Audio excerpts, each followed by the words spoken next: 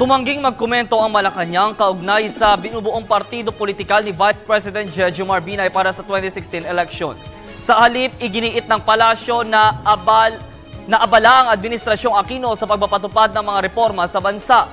May GMB Balita si Elena Luna. Hindi nababahala ang palasyo sa bagong binuong political party ni Vice President Jejomar Binay. Ayon kay Presidential Spokesperson Edwin Lacerda, nakatuon ang pansin ng Administrasyong Aquino hindi sa politika, kundi sa pamamalakad ng bansa. Why would we threaten? We're focused on governance right now. I mean, some people would like to talk about 2016, but we're focused on governance. We still have 640 plus days left. We've got so much work to do. We've got so much reforms that we need to advance. Ayon sa palasyo, hindi na sila magkukomento tungkol sa bagong partido. Sa partido daw ni Binay dapat manggaling kung magiging kaalyado ba sila o kontra sa Administrasyong Aquino. Let them state for the record, are they for the administration? Are they for the opposition? Not for us to surmise or speculate the nature of their political party.